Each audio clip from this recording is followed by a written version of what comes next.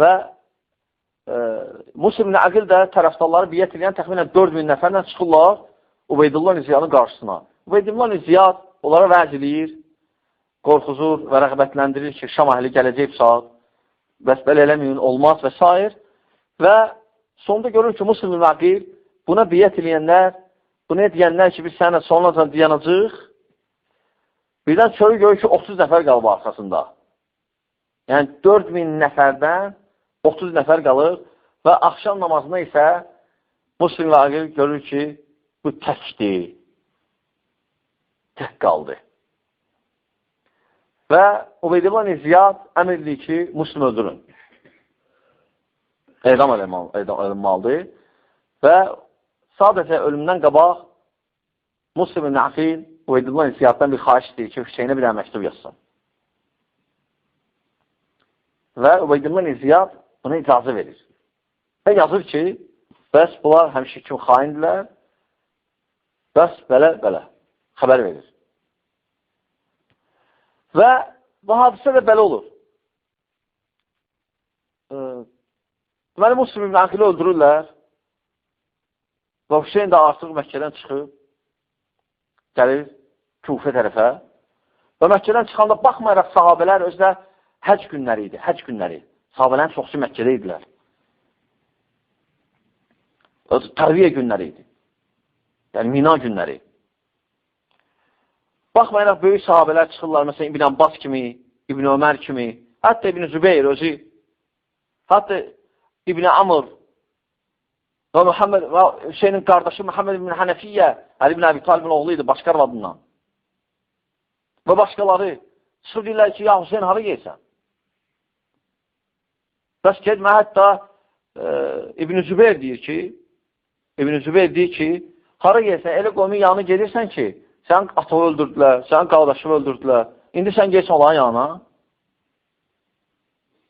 Lakin Hüseyin radiyallahu anhu bu sözlərə fikir vermir. Qəti qərara gəlir ki, bu gedməlidir. Və doğrudan da gedir.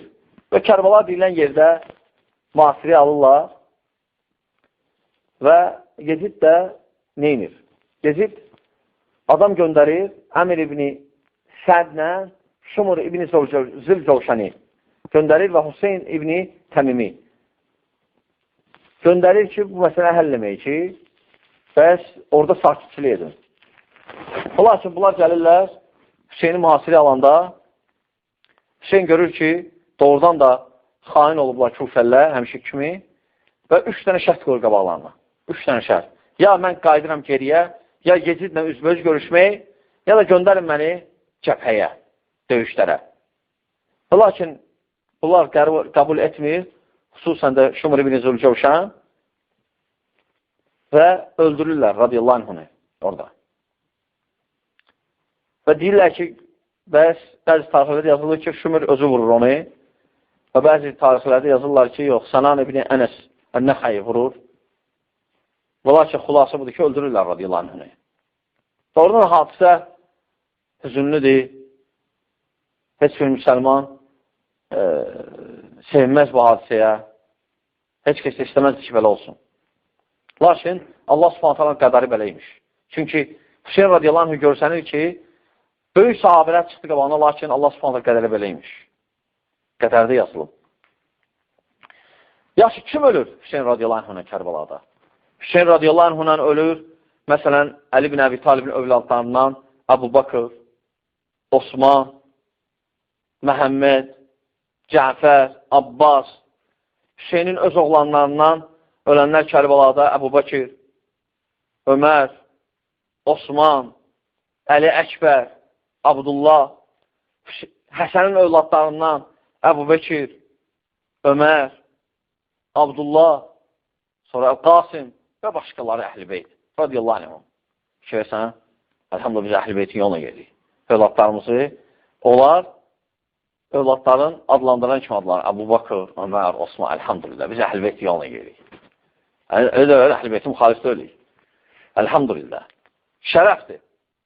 Şərəfdir Əhl-i Beytə intisab olmaq. Çünki övladların adına var Əhl-i Beytin. İmam Əlinin, Hüseynin, Həsənin, Əbu Bakır, Ömər, Osman. Nə gözəl adlardır. Həmçinin məsələn insanlar həmçinin fikir verir ki, İmam Hüseyin radiyallahu anhunun çıxışında heç bir məsləhət yox idi. Nə dünya üçün, nə də axirət üçün. Lakin Allah subhanətə qədərə beləymiş. Təbii ki, əgər çıxmasaydı, görün, bu fitnə də olmaz. Lakin qədər yazılıb. Bu onu gedirdi artıq. Və onun ölümündən fəsadları gətirib çıxartdı. Hətta bəzi qruplar, bəzi yollar, bəzi ölkələr bundan istifadə eləməyə başladı.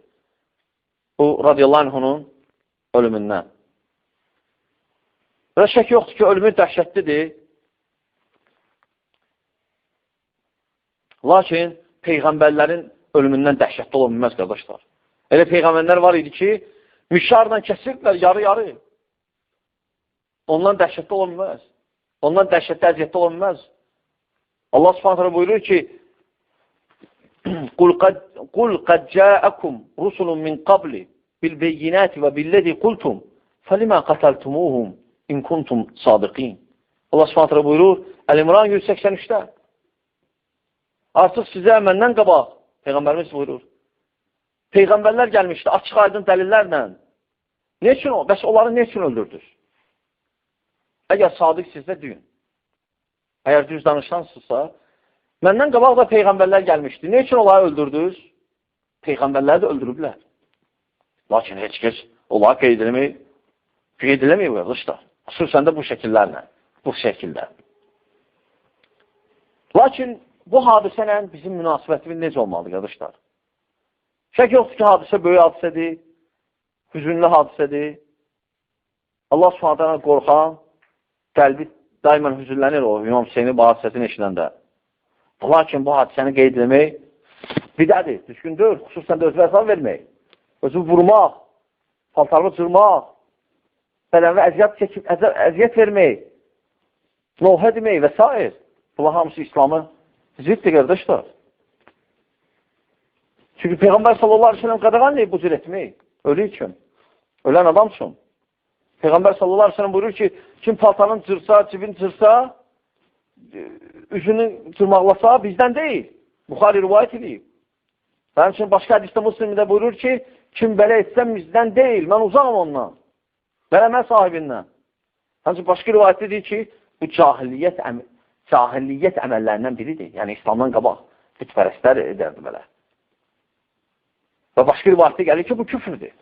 Müslim rivayət edir. Ona görə aqil insan üçün, ağıllı adam üçün, mömin adam üçün, Allahdan qorxan adam üçün, başa düşən adam üçün, Quran sünnə dinimizi belə hadisələr eşidəndə kifayətdir ki, onu desin ki, Allah subhanət hələ necə buyurur? Allah subhanət hələ buyurur, Əl-ləzinə izə əsabatum musibə. Onlar ki, elə bir müsibət baş verəndə, onlar deyərlər ki, qalu, innə lillahi və innə ileyhi raciun. Və salam. Mövqe bu olmalıdır ki, belə hadisələr tarixdə dəstə oxuyanda deyirsən, ya eşidəndə deyirsən, innə lillah və innə ileyhi raciun. Mömin baş çıxış yolu budur. Münasibətimiz də budur. İnnə lillah və innə ileyhi raciun. Və həmçinin müstənə müsəlmanlar bu günü də lazımdır müafir eləmək. Əksinə Peyğəmbər sallallahu aleyhi ve sellem buyurur ki, Aşura günü oruç tutun. Və bunu mən demirəm, bizim kitablar demir. Həm şey kitablarında da yazılıb. Şey kitablarında da yazılıb ki, özü vurma olmaz. Şey kitablarında yazılıb ki, o günü oruç tutmaq və s. Fəzilətlərindən. Ona görə bunu bir dənə əhlüsünnə deyil. Əməvilərin uydurmasıdır. Yəni, bu hər tərəf ispat edib bu hadisəni və necə münasibət qurmaq lazımdır, ispat edib. Amma Yezid barədə isə doğrudan da Yezid əmirli Hüseyni öldürməyə cavab yox. Çünki Yezidə əslən sərf etmirdir Hüseynin ölümü. Biz onu müdafiə etmək üçün bunu demirik. Biz sadəcə haqqı müdafiə edirik. Onu yox. Bəzilər bunu işlən deyir, Yezid müdafiə edir. Əməvlər müdafiə edir, yox, qardaş. Biz haqqı müdafiə edirik. Yezidi yox və s. başqalan yox. Xüsusən də baxırıq ki, Yezid ailəsinə necə davrandı? Saxladı öz sarayında nə qədər? Əli, radiyallahu anh, Hüseynin oğlum, saxladı onu, ailəsini saxladı qadınları və sonra dedi ki, haransı seçirsiniz yaşamağa? Mədinəyə göstərdi. Mühafizə nə olar? Qaytardı Mədinəyə. Ona görə İbn-i Teymiyyə deyir ki, rahiməhullah, Yezid Hüseynin qətlini əmr etməyib. Bunda ittifaqdır əhl-i sünnədə. Dəlillərdən də kifayətdir ki, əslən hadisə o vaxtı siyasi hadisələr və s. Yeziddə sərf etmirdi. İkinci də ailəsinə münasibəti Yezid Hüseynin. Çox gözəl davrandı onlarla. Yaxşı, indi biz gəlirik xülasəyə ki, İmam Hüseyni kimlər öldürüb? İmam Hüseyni Hüseynin şiyələri öldürüb. Hüseynin şiyələri, yəni tərəfdarları. Necə ki, 2 məzhəb kitablarında da bu yazılıb. Bunu Əməvilər uydurmuyor özlərinə. Hər iki, həm sünni kitablarında, həm şiə kitablarında yazılıb ki, İmam Hüseyni onun şiyələri öldürüb. Yəni tərəfdarları. Təbii ki, məzhəb deyildi onda, o vaxtı sünni məzhəb deyildi. Sadəcə fikir aləmi, hamı bir idi. Sadəcə siyasi hərəkətlər idi. Siyasi fikirlərində ayrılıq var idi. Ona görə Hüseyni öldürdülər. Onlar onu çağırdılar və sonra ona xəyanət eləyib öldürdülər onu. Ona görə biz, əlhamdülillah, İmam Hüseyni sevirik, Əhl-i Beyti sevirik, İmam Hüseyni də sevirik və deyirik ki, İmam Hüseynin övladları var idi, Abu Bakr, Ömər, Osman, onlar da Əhl-i Beytdir. Əli Əşbər, sonra İmam Hüseyni övladları da əlhamdülillah Əhl-i Beytdir. Əli ibn Əbi Talib övladları da Əhl-i Beytdir, qızlar da Əhl-i Beytdir, əlhamdülillah. Və bir kim desə ki, Əhl-i Sünnə vəl Cəmaa Əhl-i Beyti sevmir, yalan deyir. Biz Əhl-i Beyti sevirik, əlhamdülillah, və bizim şərəf də Əhl-i Beyti sevmək. Və İbn-i Teymiyyə deyir, Əhl-i Beyti sevmək, Əhl-i Sünnə vəl Cəmaa əqidəsinin əsaslarındandır. Və əlhamdülillah biz bu hadisələri biraz toxunduq və mövqeyimizi də bildik. Və hər bir, nə ki bu hadisə, hər bir müsəlman, hər bir hadisəyə bu belə münasibətli olmalıdır. Və Allah subhanətələ bizə eşib faydalardan etsin. Allah subhanətələ xalqımıza hidayət versin. Allah subhanətələ o müsəlmanlar ki, ya Rab, xəstələrlə onlara şəfa ver. Ya Rab, müsəlmanlara kömək ol. Ya Rab, çox yerlərdə müsəlmanlar əziyyət çəkir, onlara kömək ol. Ya Rab, məscidləri açılmağını bizə kömək ol.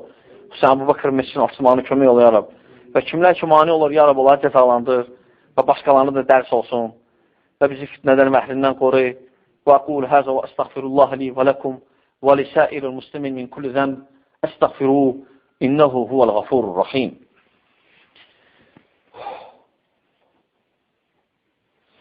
Elhamdülillahi Rabbil alemin və salatu və selamu alə əşrafil ənbiya və müsəlin seyyidin Muhammedin və alə əlihi və ashabi əcma'in. İbadallah, إن الله يأمر بالعدل والإحسان وإيتاء ذي القربى وينهى عن الفحشاء والمنكر والبغي يعظكم لعلكم تذكرون ولذكر الله أكبر والله يعلم ما تصنعون وقيم الصلاة.